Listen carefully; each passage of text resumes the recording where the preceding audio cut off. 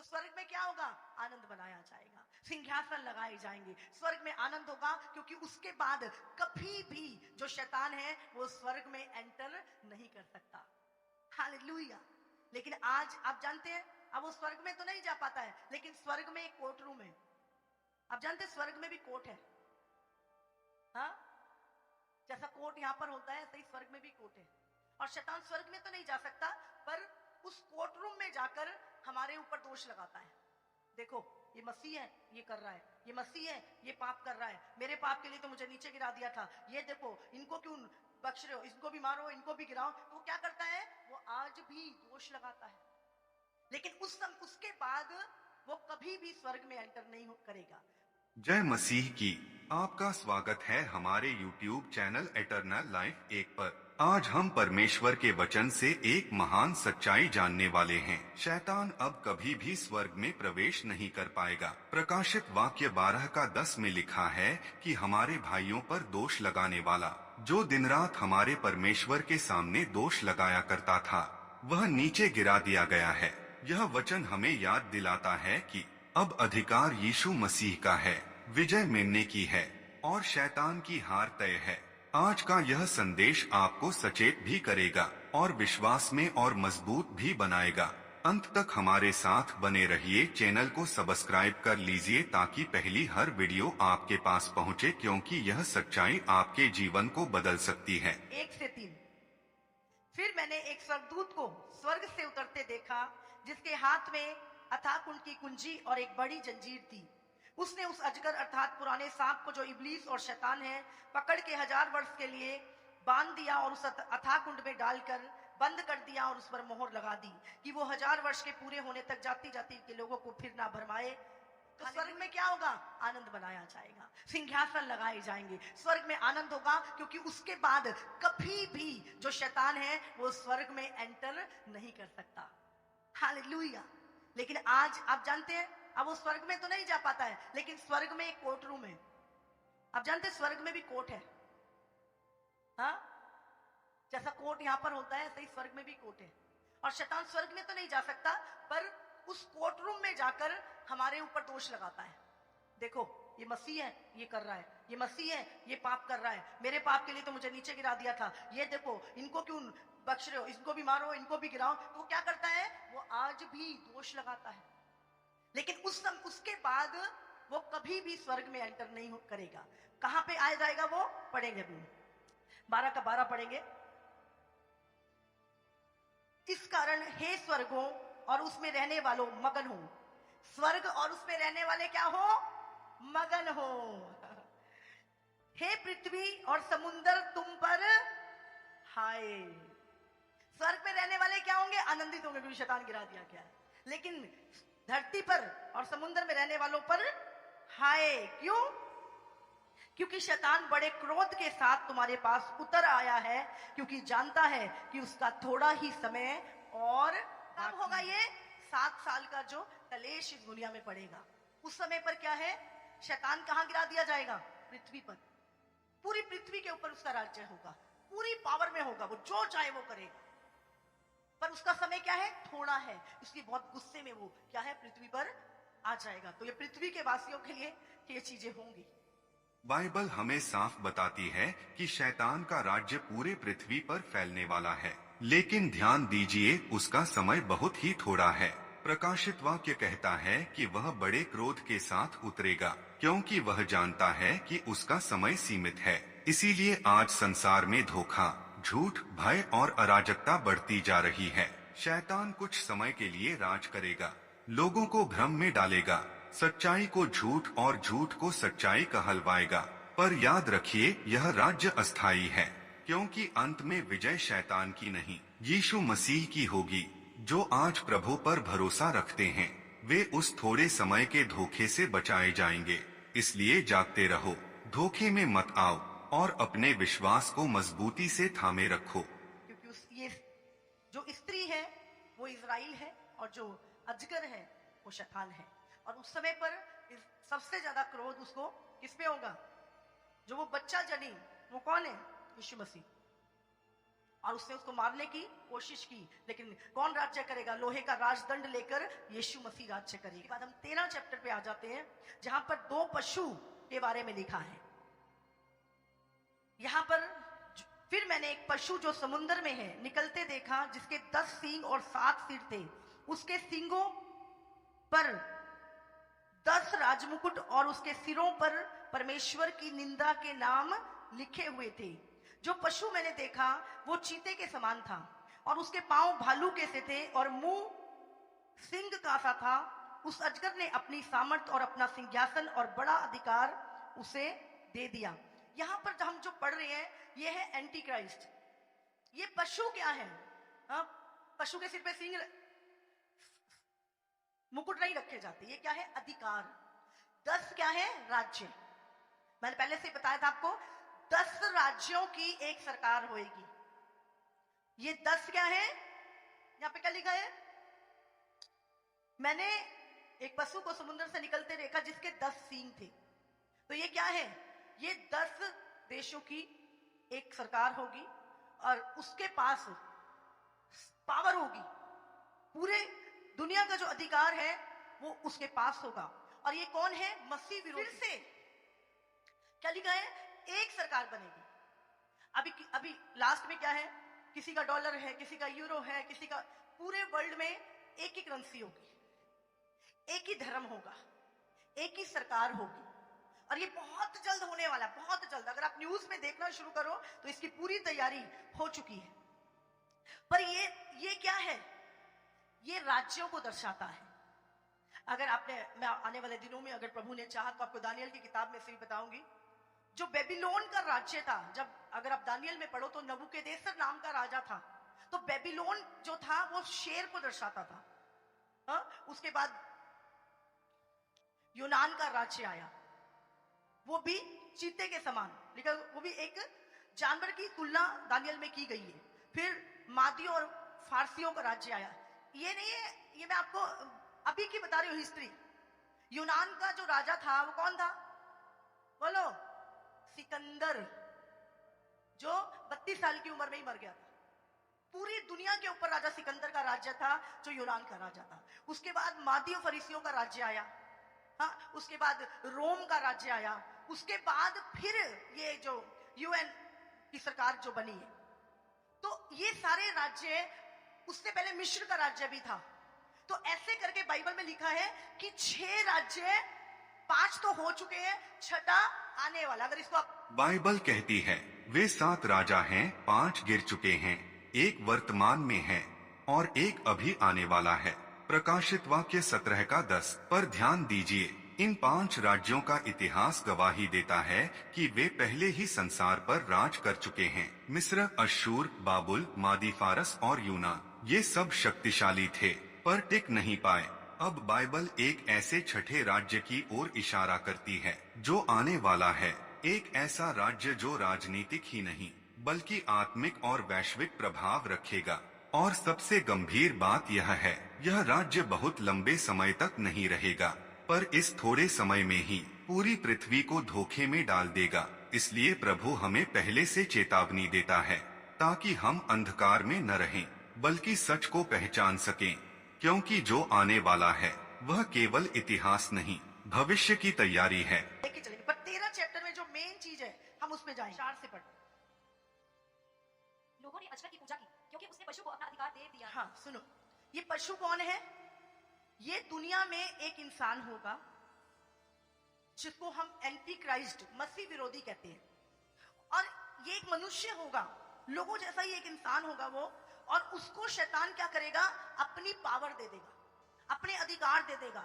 और लिखा है कि वो ऊपर से आग बरसा देगा। और उस समय पर क्या है? मूर्तियां बोलेंगी।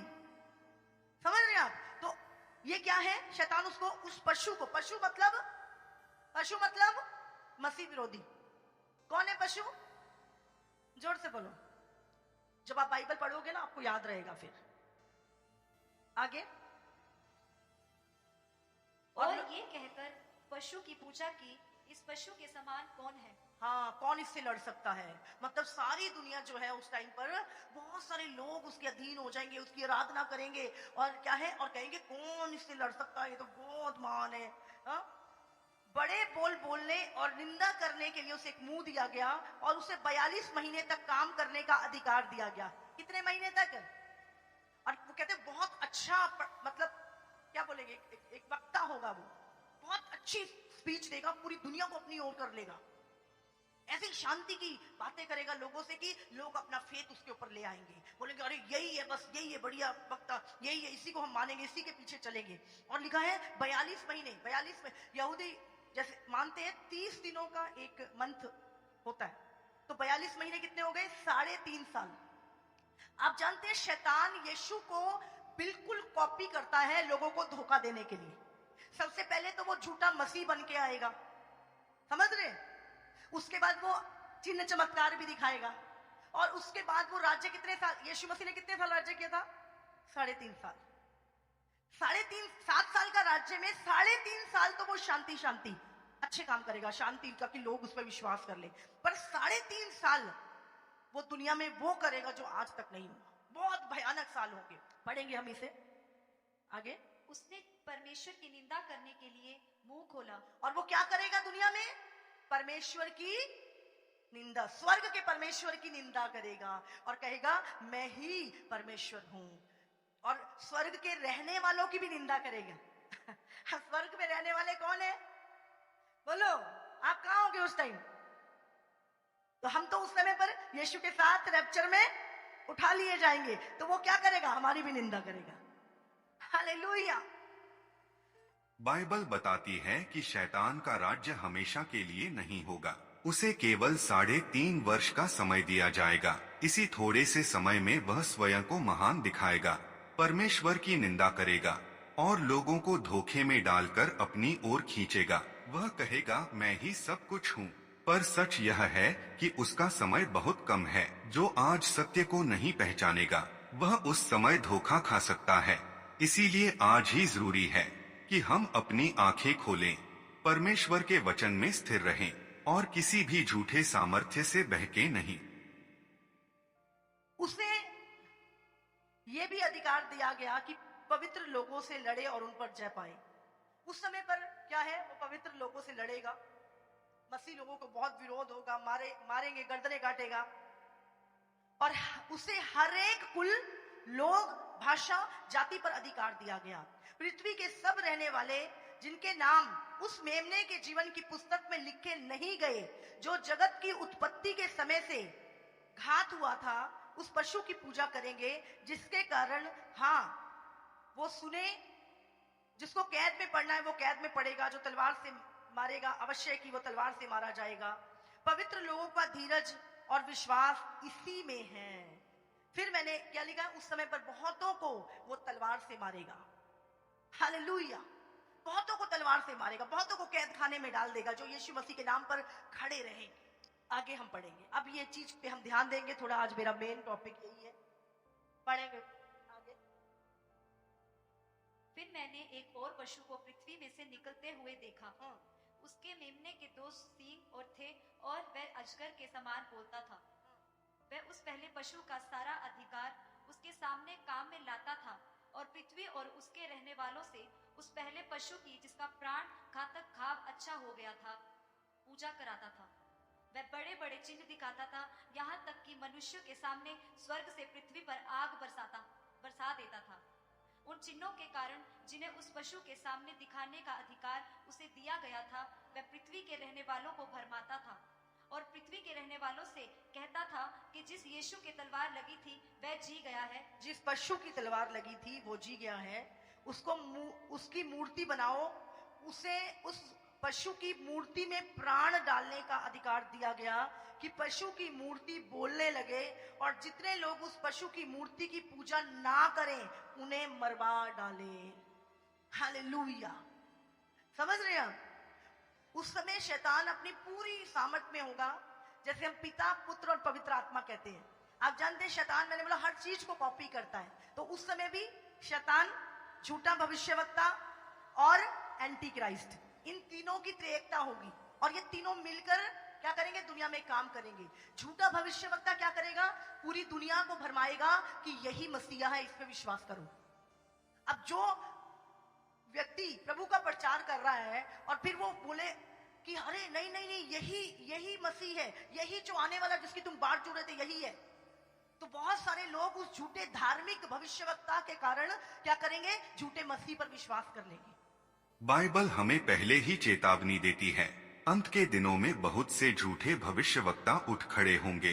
वे बड़े बड़े चिन्ह और चमत्कार दिखाएंगे और बहुत से लोग उनसे प्रभावित होकर कहेंगे, क्या यही सच्चा मसीहा है? परंतु याद रखिए, शैतान भी ज्योतिर्मय दूत का रूप धारण कर सकता है। वह इसी तरह लोगों को भ्रम में डालेगा, सच को झूठ और झूठ को सच बताकर। इसलिए हर आवाज पर विश्वास मत कीजिए, हर चमत्कार को परमेश्वर का काम मत समझिए। वचन के द्वारा परखिए, क्योंकि सच्चा मसीहा फिर से आएगा, पर धोखा देने वाले पहले आएंगे। और शैतान उसको ऐसी सामर्थ देगा कि वो बड़े बड़े चमत्कार करेगा और यहाँ तक कि मूर्तियां भी बोलेंगी। हाँ, अरे तुम्हारा परमेश्वर क्या, ये देखो हमारा परमेश्वर बोलता है, समझ रहे? तो अचंबा मत करना, वो भी चमत्कार करेगा उस समय। फिर जो सबसे मेन बात है, आगे क्या है? अब पढ़ो। उसे उस पशु की मूर्ति में प्राण डालने का अधिकार दिया। 16, उसने छोटे बड़े, धनी कंगाल, स्वतंत्र दास सबके दाहिने हाथ या उनके माथे पर एक एक छाप करा दी कि उसको छोड़ जिस पर छाप अर्थात उस पशु का नाम या उसके नाम का अंक हो, अन्य कोई लेन देन ना कर सके। ज्ञान इसी में है, जिसे बुद्धि हो वो इस पशु का अंक जोड़ ले, क्योंकि वो अंक मनुष्य के अंक है और उसका अंक है 666। शैतान का नंबर क्या है?